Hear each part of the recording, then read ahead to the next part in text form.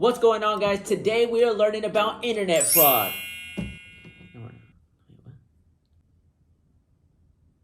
What's going on, guys? Today we are learning some negotiation tactics you can use as a buyer for yourself, as a reseller to use on Facebook Marketplace. You can use this on OfferUp as well, but Facebook Marketplace, it's definitely more of a community that you can use. It's where I go to find my items a lot of the times. I'm going to show you some of my tips and tricks that I use when I'm negotiating for an item on Facebook Marketplace.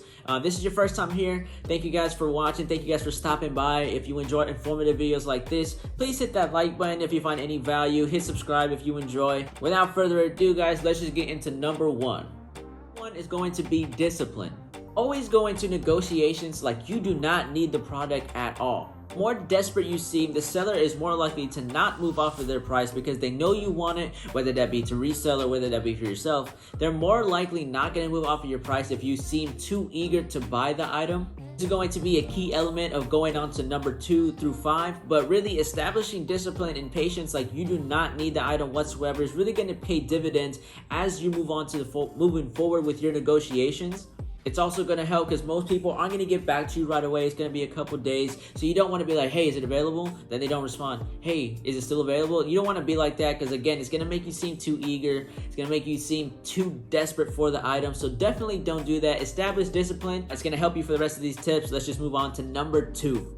Number 2 is going to be to find your niche. So what this means is find something that you're really passionate about or you have a vast knowledge of. This is going to help you recognize underpriced and undervalued items within your specific niche. Now, my niche is going to be the sporting goods sections or the sports, specifically baseball, really all sports, but really baseball is going to be the one that I really lock into and I really look at to see if someone's undervaluing a certain item. The reason this is important is because when you go into negotiations and someone tries to tell you that this is more valuable or this is going for more than it actually is, to have that prior knowledge of be like, well, no, he's lying. Well, no, he's trying to pass this off on me as to be higher. So it's really going to help you. It's also going to help you with maybe establishing some sort of genuine connection. So browse those sections of your niche, whatever your specific thing is. Someone is probably selling it on Facebook. Definitely an easy way to give you the upper hand in negotiations. Give you, as long as you have a lot of knowledge on that particular item, is definitely going to help and pay dividends. So that's going to be number 2. Let's just move on to number 3. Number 3 is to be kind and genuine.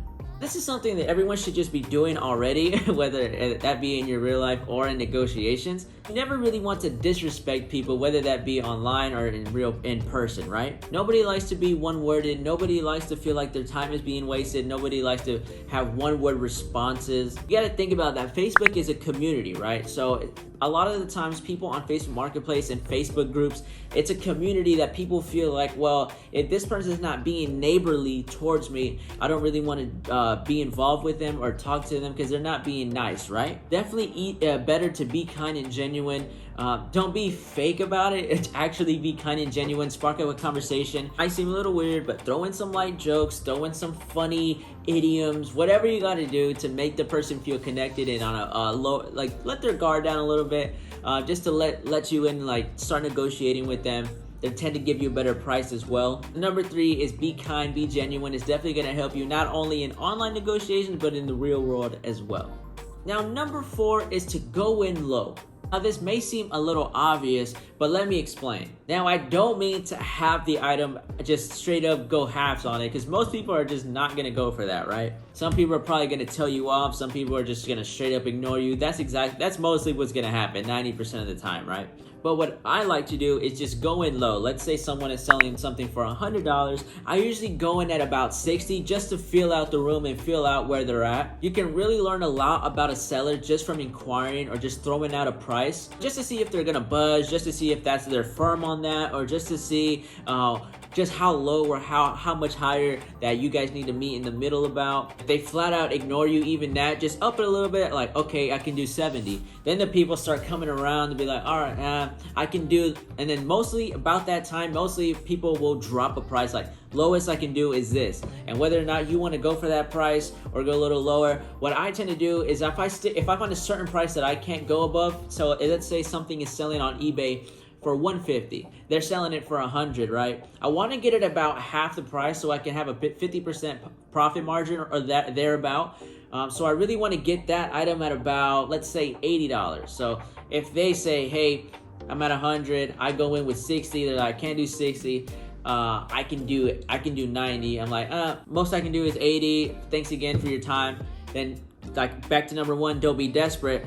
As long as you throw out a number like, highest I could have done was 80. Thank you for your time. I'll look somewhere else. Usually if people are like, oh, the sale's about to get away, they're going to be like, all right, I'll do 80. And then boom, that's your price. I get that item, sell it on eBay, make some money. Let's just move on to number 5. Number 5 is going to be to target the right category. Now this is sort of just a little nuances and sort of ties into number 2 of finding your niche. But if you're like me and if you're a reseller trying to maximize your profit and your margins, you really need to look in the right sections of Facebook Marketplace. So the 2 places that I find that motivated sellers are actually at are in the newly listed section and the reduced price section.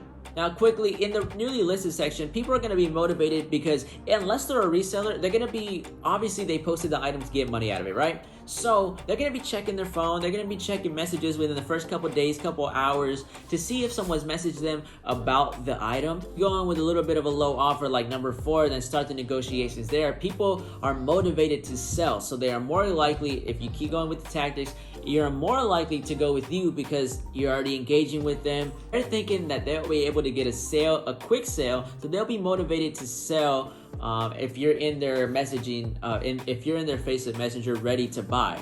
Now the same goes for the reduced price, sort of in the same way, where if they're motivated to sell because nobody wants to hang on to an item that's been listed for months, weeks. Obviously they're trying to get rid of it. Whatever it is, they don't want to be they don't want it to be sitting around, so they at least want something for nothing if nobody's contacting them or wanting to buy it. So you can really get that thing for a low price. You really want to find motivated sellers who are wanting to sell their item quickly or get rid of it as much as they can. Another thing that I look at, just to throw a little tidbit, pro tip, whatever you want to call it, is in the reduced price section. If I find someone that's selling a good item but it's been listed for a long time, I'll go into their profile, see if they're selling other things that I could bundle together and even get a even better deal out of that. So it's definitely important to target the right category. It'll definitely increase your margins if you're a reseller, or if you just want to buy something for yourself. It's definitely going to get you the best deal while you're shopping on Facebook Marketplace. Yeah guys, those are the 5 negotiation tactics that I use when I'm shopping on Facebook Marketplace.